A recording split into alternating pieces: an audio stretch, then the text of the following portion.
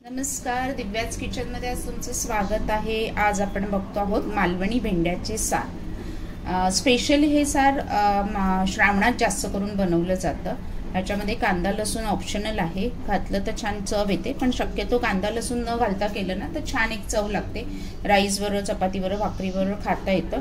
आपण भेंडा हे मी छोटे छोटे भेंडे स्पेशली त्याच्यासाठी घेतले। मोठा भेंडा असेल तर कट करून घ्या। छोट्या भेंड्याला असं मध्ये एक चीर पाडा, म्हणजे त्याच्यामध्ये भेंड्याचा आस्वाद, भेंड्याचा फ्लेवर त्याच्यामध्ये उतरेल। बऱ्याच जणांना भेंडा आवडतो, बऱ्याच जणांना आवडत नाही। भेंड्याचे असे खूप खूप वेगळे वेगळे प्रकार आहेत, असे छान छान बनवले जातात। मालवणातच बरेचसे प्रकार आहेत। तर असं सगळ्या भेंड्यांना आपण चिरा पाडून घेऊया। आणि त्याच्यासाठी आपण घेतलंय खोबरे 1 वाटी, अर्धा टोमॅटो। आता हे किती प्रमाणात करायचं त्याप्रमाणे सगळं साहित्य घ्या। खोबरे अर्धा वाटी, थोडंसंच खोबरं घेतलंय, 1-3 माणसांसाठीच बनवते आहे।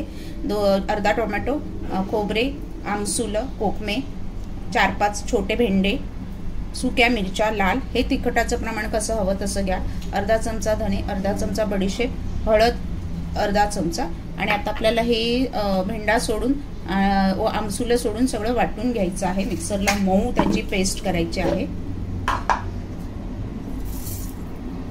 धणे, बडीशेप, सुक्या मिरच्या, टोमॅटो 2, ओले खोबरे, कांदा लसूण नाही वापरत आहे। स्पेशली श्रावणामध्ये ज्या सत्यनारायणाच्या पूजा असतात ना त्याच्यामध्ये हे टोमॅटोचं सार बनवलं जातं। ॲक्च्युली पिण्यासाठी सुद्धा हे मस्त असतं, कढीसारखं।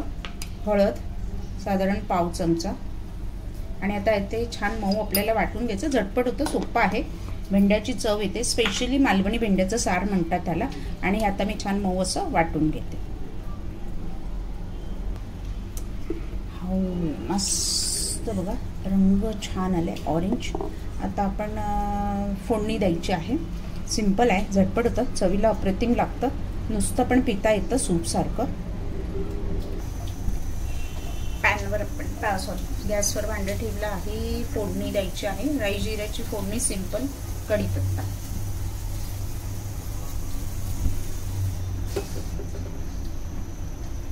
साधारण 2 ते 3 चमचे ऑइल। कोकोनट ऑइल घातलं तरी चालेल, छान कोकोनटचा एक फ्लेवर आहे, स्वाद येतो। आता ऑइल चांगलं तापलं की अर्धा चमचा राई, अर्धा चमचा जिरे। राई चांगली तडतडली की जिरे घालायचे अर्धा चमचा।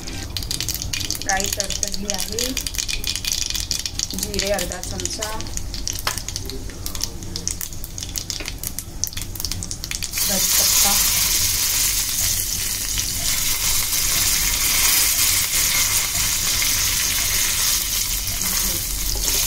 भेंडे थोडे तेलात परतून घ्यायचे, म्हणजे गुळगुळीत होत नाही, तर मग सार थोडं गुळगुळीत होतं। थोडे परतायचे, जास्त नाही। ॲक्च्युली तो गावठी भेंडा येतो ना, पोपटी रंगाचा मोठा, त्याचं हे सार बनवलं जातं। स्पेशली त्याचं ते छान लागतं। भेंडा जरा परतून घेऊया 1-2 ते 3 मिनिटं। भेंडा छान परतला की आपलं वाटण।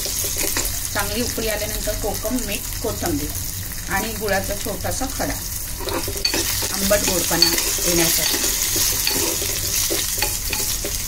मस्त लागतं, करून बघा। मासे खात येत नसतील तर हे एक ऑप्शन आहे।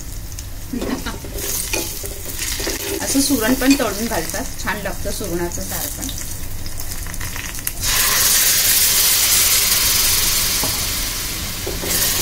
रंग बघा काय मस्त आलं। मिक्सर धुवून आता पाणी घालते मी। आपल्याला किती पातळ हवं तसं करून घ्या। द्यायचं असेल तर थोडं पातळच करा. अजून थोडं आपण पाणी घालूया. चांगली उकळी येऊ दे. उकळी आल्यानंतर कोकम, गूळ आणि मीठ घालायचं आहे आणि परत एक अर्धा मिनिट छान उकळवून घ्यायचं आहे. छान उकळी आली आहे. आमसूल मोजून 3 ते 4. आंबट जास्त हवं असेल तर एकाच जास्त घातलं तरी चालेल. त्याच्यानंतर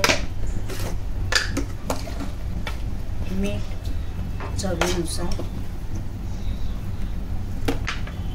गुळाचा एक छोटा खडा, कोथिंबीर. आता एक साधारण अर्धा मिनिट उकळून घ्यायचं. आपलं भेंड्याचं मालवणी सार तयार आहे.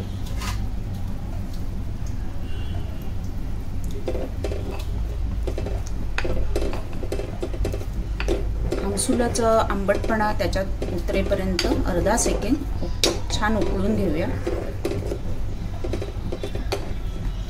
राईस बरोबर,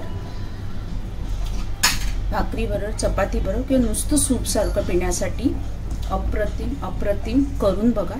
वरून हवं तर एकाच चमचा तूप घाला, छान चव त्याची वाढेल. आपलं मालवणी भेंड्याचे सार तयार आहे.